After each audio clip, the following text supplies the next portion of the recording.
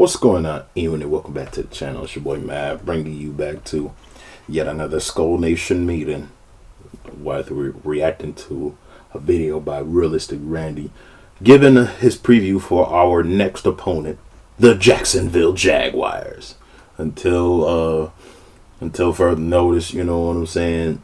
The live streams are gonna be on hold for a while because I'm strapped to my ankles with the game live streams, guys. And plus, one of the last ones I did ended up being demonetized, so I had to work on that, how to not get it demonetized. So, but don't worry, it'll be back. I just don't know which day. They'll be back. And besides, a lot of things have been happening in my personal life lately, and I gotta choose me sometimes. I hope we come to a mutual understanding of that, E-Unit and Skull Nation that has come over here to react to these guys alongside me. But anyway, without further ado, let's go ahead and dive right into the video. Regardless of the fact, I think we like I said in my prediction video, I do think we should blow out the Jaguars. But let's see what Realistic Randy thinks.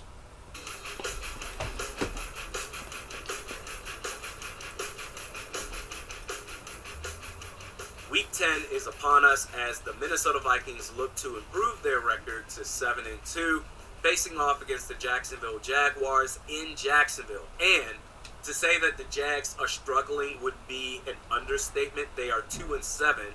With that said, 5 of their 7 losses have been within one score, as this video is brought to you by BetUS Sportsbook and Casino. You can never take a team for granted. We certainly learned that. I certainly have learned that after the 5-0 start, and I said, all right, they can go 15-2, worst case scenario, best case 16-1, 17-0, even better.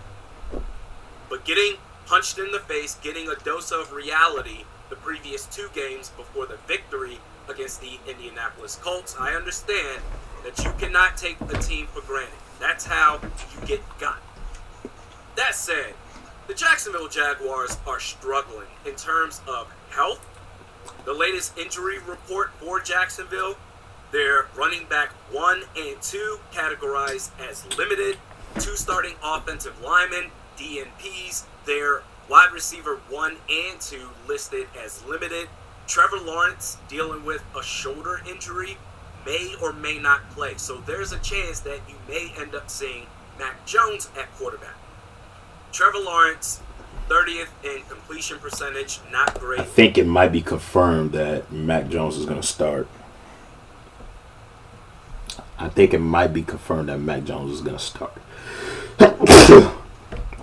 Because I was reading the reports earlier this morning, and they don't look very good for him. He's been struggling clearly. Like I said, I don't know where you put the blame at, because watching Lawrence at Clemson, I was saying to myself, as well as everybody else, were saying not only to themselves, but out loud, that, oh my God, this is the best quarterback prospect since Andrew Luck. And he just hasn't lived up to that since coming into the league. Don't you dare compare him to Andrew Luck. That's an atrocity. If Andrew Luck didn't get hurt so much, he'd be putting up Hall of Fame numbers right about now. Just keeping it real. They are top half in the league in drop passes, so his receivers certainly aren't helping out. I'm sure as hell not going to blame the head coach. I saw what Doug Peterson did with Carson Wentz and Nick Foles. 2017, Carson Wentz was an MVP candidate. He gets hurt. In comes Nick Foles, who's been a journeyman his entire career. They end up winning the Super Bowl with Nick Foles playing at an incredibly high level. And it wasn't just a one-off, because the following year, 2018, Carson Wentz, he was okay, not nearly as good as his 2017 performance, but still good nonetheless. He gets hurt again. In comes Nick Foles again. Yeah, I think he had, a bruised sternum? Because post-torn ACL, Carson Wentz was not the same quarterback, which is why they drafted Jalen Hurts. And now they're stuck in this motionless wheel now with Nick Sirianni. But anyway, let's keep going. Under Doug Peterson, and guess what? They win the wild card round on the road at Soldier Field against the Chicago Bears. They They only won because the double doink. Come on, Randy. You giving them too much credit. They only won because the double doink, okay?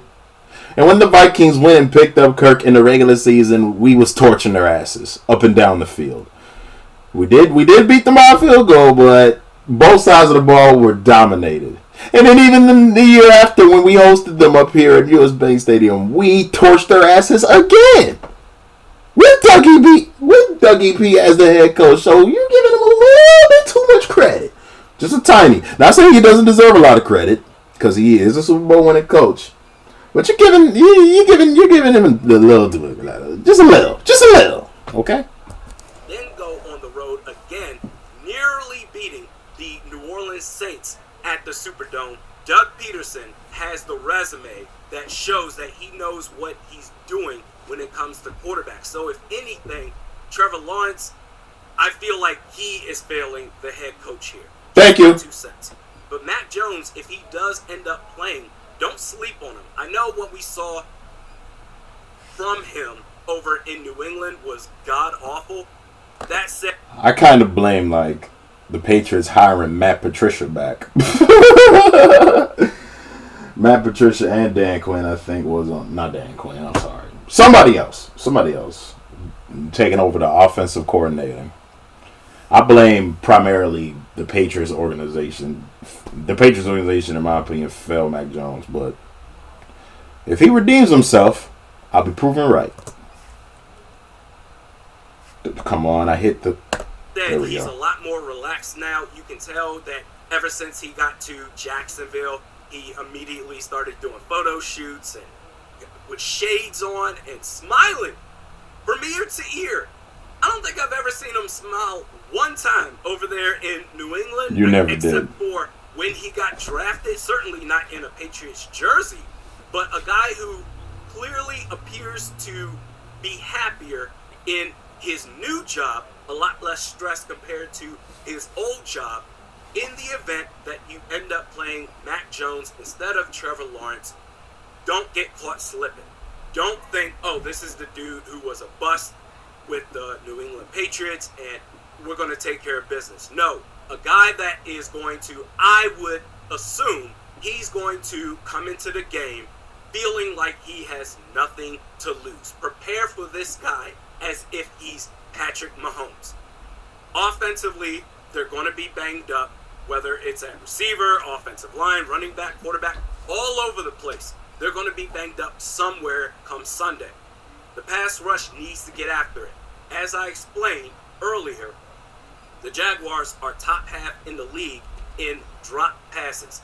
There are going to be some tip balls that go up in the air. So the pass rush needs... They get some tip drills. Tip drills. My nigga running tip drills. It fits well. Yes, we are. My homies running big bills. Big bills. We fall in love with quick thrills. It mixed well. My homies getting tip drills. It mixed well. Sorry, I had to go into that. Because if there's going to be some balls in there, we going to catch them. No diddy. To get pressure on the quarterback, get him off base for errant passes, or even if you can't get to the quarterback in time, those tip passes that are going to go up in the air, the secondary, the back half of the defense needs to be ready to turn those tip balls into interceptions. I'm looking at Cam Bynum. I'm looking at BJ. And I'm looking at Stephon Gilmore because those are the biggest ball hawks we have. In fact, all secondary is full of ball hawks. Let's just be real. Because I think everybody has a pick in that secondary. All 5 starters. Granted that we are in the nickel. You know what I'm saying? Ivan Pace Jr., DNP, dealing with a knee injury in the latest injury report. Blake Cashman, maybe he returns. It's looking a lot better. He is, or was listed as... I heard that he was expected to be back in practice this week. I have to look at it again and see if he made the injury report list. Limited participant. So, I mean, I can't imagine the scenario where both of these guys are out. Obviously, you want both of them in, but worst case scenario, can we at least have one of our starting inside linebackers? That would be great. That said, going back to the Colts game when Pace got hurt, you saw multiple times from Brian Flores where you had Camus Grugier-Hill as well as AVG playing inside while Dallas Turner took over AVG's role playing as edge rusher. Brian Flores, he knows what he's doing. I think the Vikings defense should absolutely dominate. They should force at least 3 turnovers. And we're going to get to the Vikings offense, but first, sign up for BetUS Sportsbook and Casino. Get a 150% bonus on your first deposit and a 125% bonus on your next 2 deposits up to $2,000. Just use the promo code YouTube150. Whatever. Cam Robinson. I think it does start with him. He is going to view this game as an opportunity for revenge, to prove to his former team that they... To tell his former team to kiss my ass and hold my nuggets because you shouldn't have traded me. We're gonna help him sing the Rihanna song. You needed me. Anyway, let me stop. Because we're gonna probably sack. We're gonna probably F around and get to Joe Burrow. Not Joe Burrow. I'm sorry. Get to Mac Jones at least like what? 3 times at least. I'm predicting that we get. If we're gonna have 3 turnovers, we gonna have 3 sacks. I'm just gonna say that because our D line and our pass rush, we ain't nothing to F with like the Wu-Tang Clan, baby. Especially with DDT, Johnny G, AVG. And then we got Horrible Harry in the middle. We got J Bull in the middle. Octillery in the middle. I mean, I'm talking. And if Moneybag Blake gets back, you know it's a wrap. He messed up. They screwed up by letting him go. They did. Going up against his former team. They did. His former teammates, Josh Hines Allen and Trayvon Walker. He had a really good debut last week against the Colts as a Minnesota Viking, his first game. No sacks. I expect for him to play with some extra oomph in his performance. He's going to want to get after it. Garrett Bradbury and Ed Ingram versus Eric Armstead in pass protection, probably not going to be great. That said, the run blocking bounced back like crazy against the Colts this past Sunday night, so I expect for that to continue. I will say this about Garrett. He's great. The only reason why he's here is he's amazing for run blocking, but he's not built. Like, he isn't that much of a valuable piece as a pass blocker. I'll say that much about Garrett Bradbury. And he'll sell you when you least expect him to. You know what I'm saying? Ed, he'll have 1 or 2 maybe really good plays, and then the rest of the game he'll be either just average or just ass. You know what I'm saying? I'm surprised Coach didn't even start Dalton Risner despite him coming off an injury reserve recently. The Jaguars giving up an average of 125 yards on the ground. Aaron Jones, Cam Akers, this game is screaming for you guys to go off. I expect a combined 160 yards at least on the ground between our 2 running backs. The Jaguars also defensively 31st in pass defense, bottom half in sacks, 2 interceptions on the year, tied for 2nd worst in the league. Sam Darnold, hey bro, this game is setting itself up for you to have maybe your best performance of the year, where we can get back to that 5-0 Vikings, Sam Darnold. And I'm going to trust for that to come to fruition, so much so that I believe Jefferson and Addison will get a touchdown apiece. And I do believe, at least for me anyway, the one glaring concern... Jettas might not get a touchdown because, every defensive coordinator, triple teams him, so he might not. But we'll never know. Concern for this Vikings team, not just in this game, but moving forward for a while, is the kicking game. Because Will Riker turned out he ended up playing with an injured leg, his kicking leg, so he's no longer Mr. Perfect. Not only that, he's now going on IR. So the injury is severe enough where he's going to miss at least the next 4 games. They signed John Parker Romo off the street. So I would caution Vikings fans, don't freak out if he misses a kick or 2. Give him some time. I would expect... Yeah, I'm not going to freak out on JPR. I'm not gonna freak out on JPR because I've heard good things about him when we first had him, when Real Rocker was competing with him. I heard some good things about him, but if we don't end up making a lot of kicks, it's because like he just gotten back. But he does have a sense of familiarity considering he was kicking for us, trying to get the starting kicker spot from world record. So he has some familiarity. First game, I'll get that's a mistake. Second game, that's a choice. So yeah, man. Expect for that to at least be a problem, but maybe work its way up.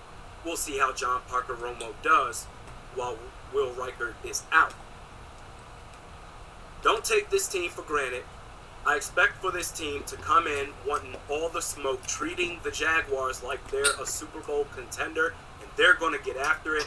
My score prediction for this game, the Vikings will win this game 28-13. And before we get in, I can see that. We close this video.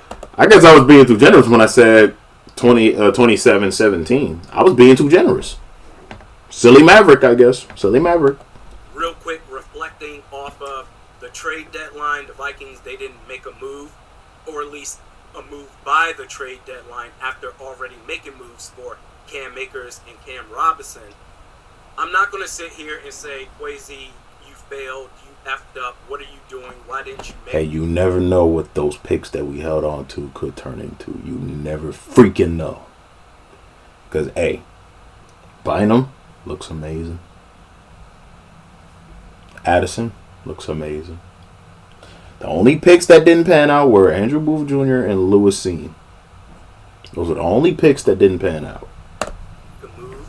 Because it takes two teams to agree to make a trade happen. Mm-hmm. For instance, Jeffrey Simmons, that was a guy, one of the guys that we were clamoring for on this channel. Josina Anderson, NFL Insider, does a fantastic job.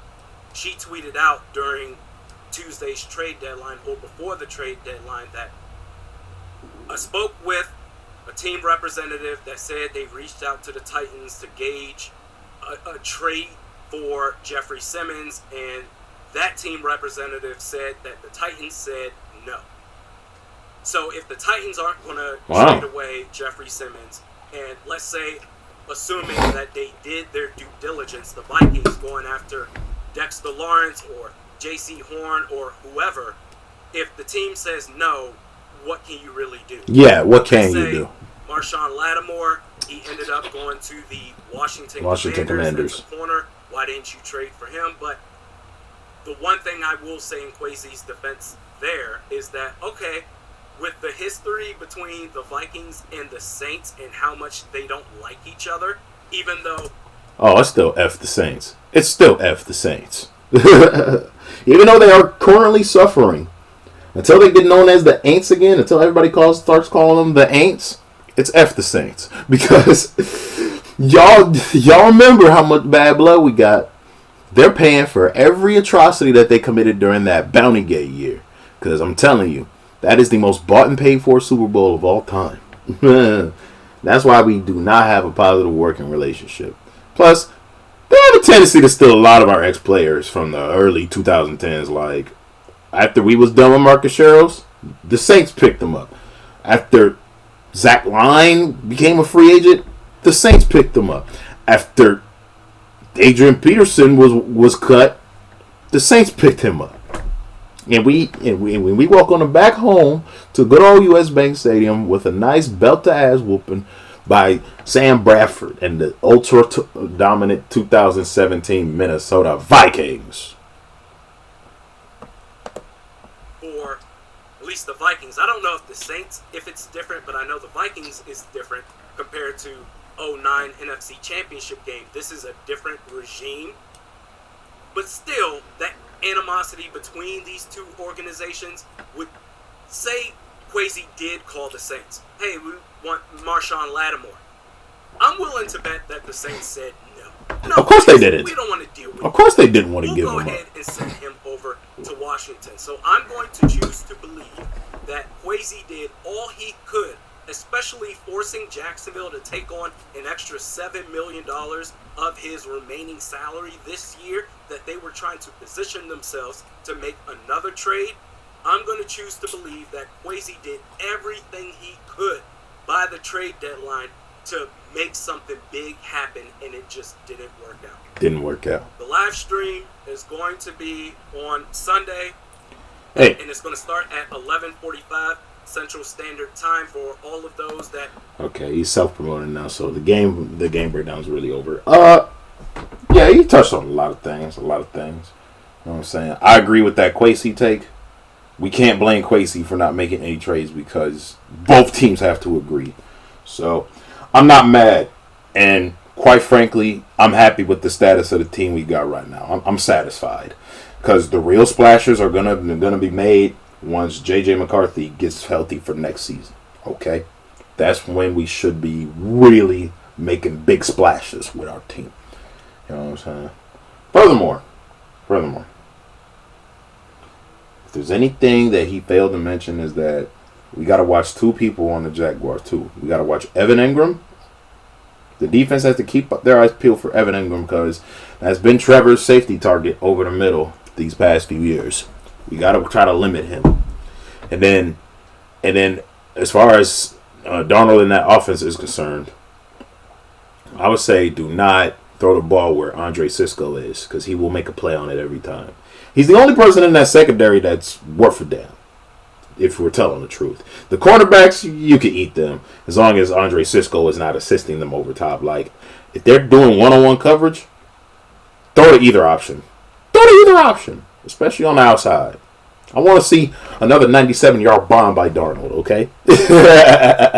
if it's one-on-one coverage. But anyway, with that being said, and 28-13 is a good prediction, but I'm going to stick with my 27-17 because, you know, the Vikings have a tendency to just give their opponents a little bit of life. So I'm going to just factor that in. But anyway, if you guys enjoyed the video, don't forget to leave a like, comment, and subscribe. Hit the notification bell so you never ever upload. And I'll see you all next week when we do another Skull Nation meet. Until then, keep on skulling, and I'll see y'all next time. Deuces.